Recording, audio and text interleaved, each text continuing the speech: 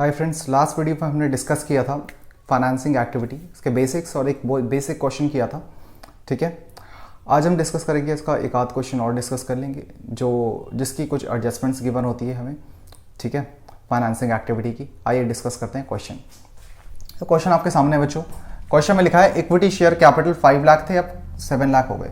Means equity share Capitals की value बढ़ गई। तो बढ़ गई तो इसका मतलब क्या है, इशू ऑफ शेयर्स। तो लिखेंगे यहाँ पर इशू ऑफ शेयर्स। जब भी वैल्यू बढ़ेगी तो इशू ऑफ शेयर लिखेंगे। कौन सा शेयर इशू हो रहा है, इक्विटी शेयर्स। तो यहाँ लिखेंगे इशू ऑफ इक्विटी शेयर्स।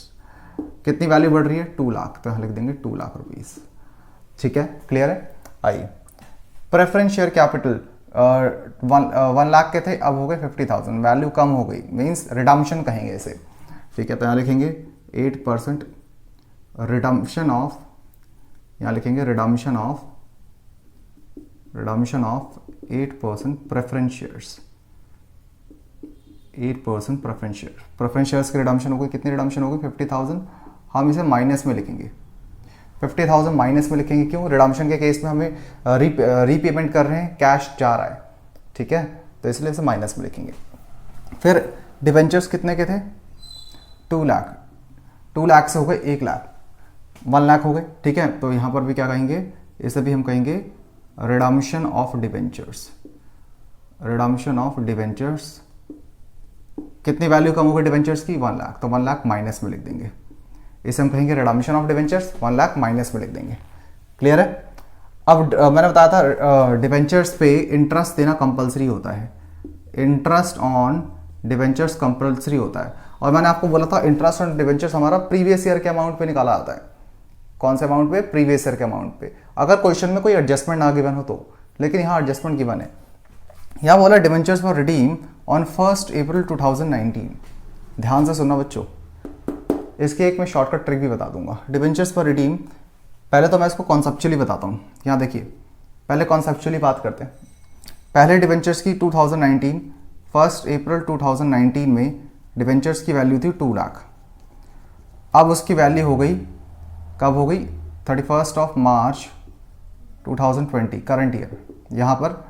यहाँ वैल्यू हो गई 1 लाख। इसका मतलब डिवेंचर्स की वैल्यू कम हो गई। कितनी कम हो गई, 1 लाख कम हो गई। मतलब 1 लाख के debentures is our loan. 1 lakh का लोन हमने पे कर दिया। अब वो पे करने की डेट बता रहा है कि 1 अप्रैल 2019 में पे किया हमने। पहले कॉन्सेप्चुअली सुन लेते, फिर ट्रिक भी बता दूंगा एक। ठीक है, यहाँ सुनिए,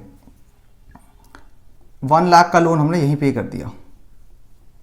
1 लाख का लोन हमने स्टार्टिंग में पे कर दिया। बोला ना डिवेंचर्स फॉर रिडीम, रिडीम मतलब रीपे कर दिया हमने यहीं पर। इसका मतलब ये है, अब हमारा लोन कितने का बचा, अब हमारा लोन सिर्फ 1 लाख का बचा। तो ये बताओ, पूरे साल हमारा लोन कितने का बचा हुआ था, 1 लाख का बचा हुआ था। तो इंटरेस्ट पे किस पे देंगे, 1 लाख पे। तो यहाँ 1 लाख का 10% निकाल देंगे। क्यों, क्योंकि हमने ये जो 1 लाख का लोन है, ये जो 1 लाख वैल्यू कम हो रही है, ये हमने पहले ही पे कर दिया। इसका मतलब हमारा लोन बचा, स्टार्टिंग ऑफ द ईयर ही हमारा लोन बचा था 1 लाख। तो 1 लाख का सीधा हम 10% निकाल देंगे, क्योंकि रेट ऑफ इंटरेस्ट 10% की बने। 10% निकाल देंगे और जो आ जाएगा हमारा 10,000, और माइनस में लिख देंगे। यह मैं आपको एक छोटी सी ट्रिक बताता हूँ। जो भी क्वेश्चन में डेट मेंशन होगी ना, जो भी क्वेश्चन में डेट मेंशन होगी, उसका ऑपोजिट का आप इंटरेस्ट दे देना। मतलब इस पे इंटरेस्ट दे देना। डेट मेंशन ये वाली है, कौन सी, ये वाली। तो इस पे इंटरेस्ट ना देके इस पे इंटरेस्ट दे देना, इस वाले अमाउंट पे। इस वाले अमाउंट पे इंटरेस्ट दे देना, आंसर सही आएगा। क्लियर है। तो 10% निकालेंगे। कॉन्सेप्चुअली भी समझ में आ गया तो अच्छी बात है, वरना जो भी आपको एडजस्टमेंट में डेट गिवन होती है, उसके ऑपोजिट वाले, ये वाली डेट गिवन है, इस वाले अमाउंट की डेट गिवन है, तो इसके ऑपोजिट वाले अमाउंट की इंटरेस्ट निकाल दो। ठीक है, चलिए नेक्स्ट। प्रपोज डिविडेंड हमेशा याद रखना प्रीवियस ईयर का लेना होता है। प्रपोज डिविडेंड हमेशा प्रीवियस ईयर का आता है इन फाइनेंसिंग एक्टिविटी में। यहाँ लिखेंगे प्रपोज्ड डिविडेंड, हमेशा रखना प्रीवियस ईयर का डिविडेंड करंट ईयर में पे होता है, इसलिए 50,000 हम यहाँ से माइनस कर देंगे। ठीक है, पे कर रहे हैं डिविडेंड। कंपनी का काम होता है डिविडेंड पे करना अपने शेयर होल्डर्स को। फिर नीचे इंटरिम डिविडेंड भी गिवन है। इंटरिम डिविडेंड कितना है, 50,000। तो यहाँ लिख देंगे इंटरिम डिविडेंड 50,000। ये भी कंपनी पे करती है अपने शेयर होल्डर्स को। ये साल के बीच में प्रपोज होता है, साल के बीच में ही पे कर देती है। क्लियर है। आई होप सबको क्लियर हो गया होगा। अब इसका आंसर निकालते हैं। देखिए, इसका आंसर निकालेंगे, प्लस माइनस करेंगे। अब इसे देखिए, 2 लाख प्लस में है, यहाँ पर 1 लाख, और ये 1 लाख कट जाएगा आपका, 1 लाख 2 लाख आ जाएगा ये। तो 2 लाख से कैंसिल हो जाएगा, तो इसका मतलब ये बचा लास्ट का -60,000 इसका आंसर आ रहा है। इसका आंसर आ रहा है फाइनेंसिंग एक्टिविटी का आंसर जो आ रहा है वो -60,000 आ रहा है। ठीक है, इसे हम कहेंगे cash used in financing activity. इसे हम कहेंगे cash used in financing activity.